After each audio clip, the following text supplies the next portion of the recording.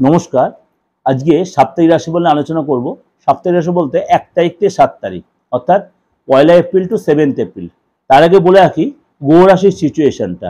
1 তারিখে বুধ থাকবে মেষের ঘরে বৃহস্পতির সাথে যুতি হয়ে, তারপরে আবার চলে যাবে মীন রাশিতে। কিন্তু তখন বুধ কিন্তু কন্টিনিউ তখন বক্রি হয়ে যাবে, বুধ বক্রি হবে এবং শনি কিন্তু তার নক্ষত্র চেঞ্জ করবে। এর আগে এই প্রোগ্রামটা কিন্তু আমি মাসিক রাশি বলে দিয়ে দিয়েছি কোন কোন গ্রহ ট্রানজিট। 6 এপ্রিল শনি তার নক্ষত্র চেঞ্জ করবে 3:55 PM, অর্থাৎ বিকেল 3টে বাজে শতবিশা নক্ষত্রে পুরো ভাদ্রপদ নক্ষত্রে যাবে। আমি কিন্তু এটা নিয়ে প্রোগ্রাম দেওয়া রয়েছে। আবার শুক্র যাবে আপনার 31 তারিখে, শুক্র 31 তারিখে যাবে কোথায়? মীন রাশিতে, অর্থাৎ রবির সাথে সংযুক্তি তৈরি হবে 4:54 PM, অর্থাৎ বিকেল 4টে, কুম্ভ থেকে মিনে চলে যাবে। এই যে তিনটে গ্রহ আমি বললাম এই সপ্তাহে চেঞ্জ হবে। তার উপর এবং চন্দ্রের সিচুয়েশনটা হবে আপনার, চন্দ্র চলে যাবে ধনু, চন্দ্র সেই সময় থাকবে ধনু রাশিতে।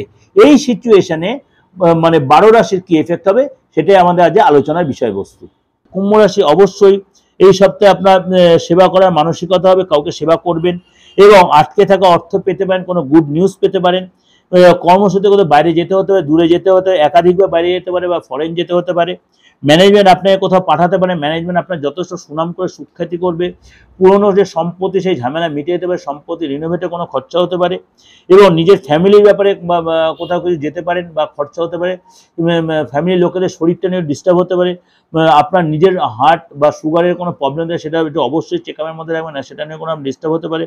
আর্থিক এবং শারীরিক জায়গাটা অবশ্যই নিজেকে কন্ট্রোলে রাখার চেষ্টা করবেন। এই সপ্তাহে চেষ্টা করবেন অবশ্যই হনুমান চালিশা পাঠ করতে, আপনার জন্য যথেষ্ট ভালো হবে। এবং শনি মঙ্গলবারটা অবশ্যই নিরামিষ আহার করতে, কাউকে মিথ্যা প্রতিশোধ মিথ্যা কথা যত কম বলবে তত ভালো হবে। যাই হোক, এগুলো ওভারঅল আপনার প্রেডিকশন চন্দ্র রাশির উপর বেস করে। আপনাদের এর আগেও বলেছি যাদের ডেট অফ বার্থ নেই তারা নিশ্চিন্তে আমার কাছে আসতে পারেন, কেননা বারবার বলছি হাতটা হচ্ছে আমাদের মেন জিনিস। হাত যদি না দেখা যায় অ্যাকচুয়ালি প্রপার বিচার দেওয়া যায় না, কারণ হাতটা আর মুখটা, কেন হোরা সিস্টেম একটা বিচার হয়, যখন আপনি এন্ট্রি নিচ্ছে সেটা একটা বিচার হয়, সেগুলো অনেক অনেক ভার্স বিচার। যাই হোক, যাদের ডেট অফ বার্থ নিশ্চিন্তে আসবেন। যারা ভাবছেন পার্থক্য কাছে এত দূর যাবো কি করে, নিয়ে কোনো চিন্তা করবেন না, তারা অনলাইনে পরীক্ষা নিতে। কিন্তু বারবার বলছি আমার বুকিং নয়, ফোন করে নেবেন। আর অনেকের কনফিউশন, আমি আদৌ তন্ত্র ব্যাপারটা জানি কিনা। আমার তন্ত্র হচ্ছে আমার রক্তে, তন্ত্র হচ্ছে আমার ফ্যামিলি বংশ পরম্পরা, কারণ আমাদের এটা সেই গুরু দীক্ষা ব্যাপারটা ছিল। যাই হোক, এগুলো আমি মিডিয়াতে ডিসকাশন করি না। তন্ত্র নিয়ে কেন আলোচনা করে? তন্ত্র হচ্ছে গুপ্তবিদ্যা, গুহ্যবিদ্যা, এগুলো মিডিয়াতে আলোচনার ব্যাপার নেই। যোগ্য মায়ের ছবি এসব দেখানো হচ্ছে মানে বিজনেসের ট্যাক্স, যেগুলো আমি এগুলো করতে চাই না। যারা মনে করেন আমরা এতদিন দিন ধরে আমাকে যারা দেখেছেন, মিডিয়াতে দেখেছেন বা অন্য কোনোভাবে যে আমাকে যারা দেখেছেন, তাদেরকে একটাই বলছি যে দেখে দর্শন দিয়ে কাউকে বিচার করবেন না। মানুষের আগে জিনিসটা যাচাই করে নেবেন, তারপরে তার সম্বন্ধে বিচার করবেন। আর অ্যাস্ট্রোলজি আর অ্যাস্ট্রোলজি আর অ্যাস্ট্রোলজির দুটো গুলিয়ে ফেলবে না। অনেক অ্যাস্ট্রোলজার ভুল হতে পারে, অ্যাস্ট্রোলজি কিন্তু ভুল নয়। যাই হোক, অনেক কিছু হয়তো বললাম, ক্ষমা করে দেবেন নিজেদের মনে করে। আর ভালো লাগলে অবশ্যই লাইক করুন, সাবস্ক্রাইব, নোটিফিকেশনটা অন করুন সারা সপ্তাহ সারাটা দিন।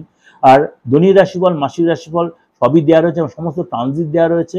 অবশ্যই এগুলো ফলো করে অনেক কিছু জানতে। আজ নমস্কার, সবাই ভালো থাকুন।